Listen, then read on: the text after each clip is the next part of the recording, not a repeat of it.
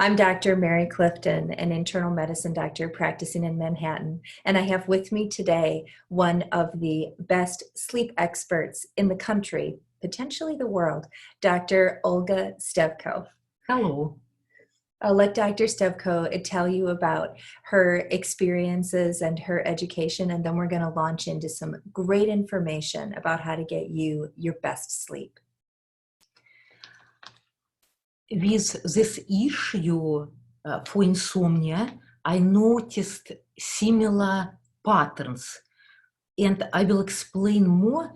People perceive themselves, their world around them, and other people through filters of their own unconscious programs. As an example, I would like to demonstrate. I have two folders, and one has lines, and one is clear. And when people have certain limiting unconscious programs, and it can be related to unresolved traumas, and now science shows that unresolved trauma passes even genealogically, even many generations. And certain things can trigger, for example, sounds, smells, also kinesthetic, what you touch, olfactory, gustatory, and other things that even genes can express for certain unresolved things. And in this case, for example, if you have unconscious program, I'm not safe, for example. Right. And you will be looking through these filters of your beliefs at everything like with this program. Dirty window, cloudy day. That's right. First of all, this program won't allow you to have clarity for anything, especially for longer term future. And even, for example, if somebody is serious and you look through these filters of these programs, and because of these programs, you might feel and think, or maybe people don't like me. The world is not a friendly, warm place. It's cold and unfriendly.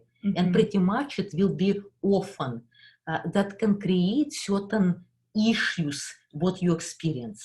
This sounds a lot like Scientology or Dianetics, where like if you had an experience where your mother was yelling at you and a car backed up in the street or a chair got knocked over, then every time potentially that a car backs up or a chair gets knocked over, you have this memory of this traumatic experience that you had with your mother, and then that you relive that. So you feel that that's generationally possible to have those experiences, and that can cloud your ability. Yes, and first of all, I do not do Scientology. No, yes, no. But it has a component of this I'm not familiar with Oh, Scientology. okay. And yes, it is true. I had clients at certain age, for some reason, for example, they started to have panic attack for no reason. And what came during sessions, it was genealogical trauma, either from mother's side or father's side. And what I noticed, when people have some genealogical roots from certain countries, there were more traumas in certain countries, more wars. For example, Great Britain, Ireland, China, Russia, Middle East, India, and people have just more the traumatic experiences genealogically. And some can be even formed, even now science shows in the womb, fetus can feel, hear everything. Boy, but I don't know. I mean, within my patient population, I don't feel like you have to reach that far back to identify trauma. So many of us have our own trauma too. And plus our own life, pretty much from when we are born till now, any kind of trauma. Oh, for sure. And what I notice, interesting enough, my theory is, for example, some people went to the Vietnam War, not 100% formed PTSD.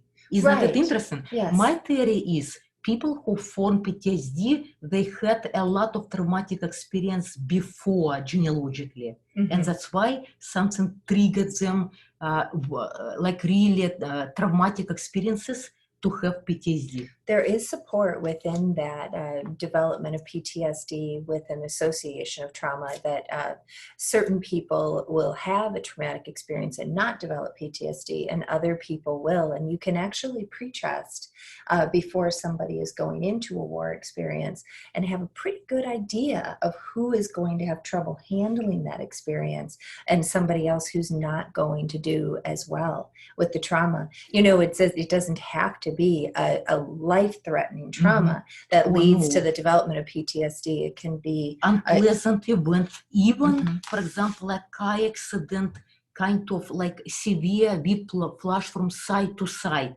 can create even PTSD. Can create trauma in the right setting, absolutely, Yes. and in the right brain. Yes, and I discovered familiar patterns for people who have insomnia. They have very high degree of mental restlessness, and by mental restlessness, I mean either it takes a lot of time to unwind at the end of the day, or it's kind of monkey mind, or just inability to be peaceful in mind. Does that sound like anybody having any trouble, like when you're trying to fall asleep, with falling asleep because you have a hard time shutting off your brain? I mean, those are terrible nights when you just can't get your thoughts to settle down. I had some clients who could not fall asleep for hours because of mental restlessness. Yes. But you have some tools. Yes, and also other patterns can be physical restlessness, a lot of kind of build up energy. I have so many patients that deal with restless legs or just can't get comfortable in bed, or turning, tossing, and it can be microscopically linked to unresolved trauma, because activating brain to activate motor centers to flight state, but something reminds it's reptilian brain, it's not safe. Even more developed brain knows it is safe. Because of certain sounds or darkness or silence, on the contrary. So even if you are definitely sure that you're safe, there might be a sound that's linked to something that makes you feel unsafe. And it's important. Like, people think that you should sleep and fall asleep and stay asleep for hours, but actually you should wake up a few times in the middle of the night and be able to assess your circumstances for safety and fall back asleep. But if there is some sound or some clicking or something that is keeping you awake, it can definitely be a link that, you know, you're just maybe not necessarily completely aware of, like this unconscious link. Yes, and also identified couple at least of unconscious programs that keep people awake. One is how much I do, it's never enough. And these people are often workaholics. They cannot just stop doing. And another program is kind of no permission, I'm not allowed to relax, to have time for myself, to enjoy, to have, even to have fun. In this case, sleep is relaxation, and unconscious mind links it to relaxation and does not allow to sleep. So people who are workaholics, or people who just have trouble giving themselves ample times to play. Or to sit still for longer time, they feel kind of anxious, guilty, like emptiness. It's what they told. And that's so interesting what you talk about around that by managing the sleep and managing the restlessness, then you can have a person who is suddenly not only sleeping better, but also sitting still in their chair instead of being so fidgety.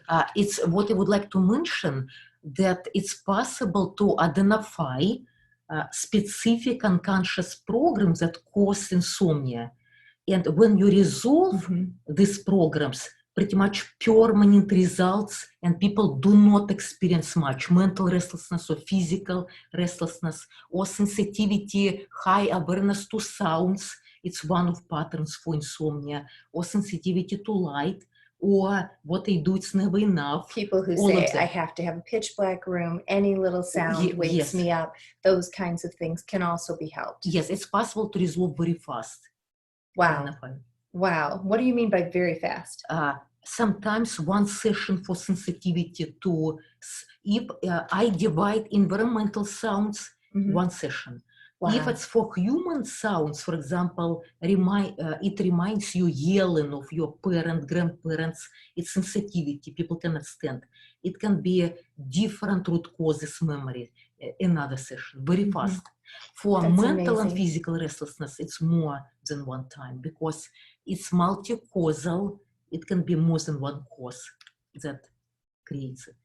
So important to get a good night's sleep. Yes, because even now medicine and science shows if you don't have deep sleep, for example, you can sleep for 15 hours, but if it's not deep, not enough REM sleep, your body and mind are not rejuvenating. And in this case, not healing. Right. And it's an indication when you wake up tired already, or tired in a few hours. That's a very good indicator that you're in trouble. If you wake up tired, or if you feel like you could take a nap before noon, those are, I think, the tightest indicators that you're not sleeping well. Yes. I mean, there's 12 or 15 questions on a sleep questionnaire, but those are the two questions that I think are so important that if you answer either of those as yes, then you need. And also I would like to mention it's how because of these unconscious programs, how its nervous system first reacts to this. These unconscious programs trigger nervous system to react either with flight state, need to run, but it can be unconscious, physical restlessness, freeze state, and it can be even slowing down your mental activity. I had such clients, and or physically or metaphorically spinning your wheels. You're doing anxiously a lot of many things, but it's not right direction you're going in life, and not efficient, and you are doing a lot, but you're in the same place, you're not moving fine enough. And that'll show up in your sleep.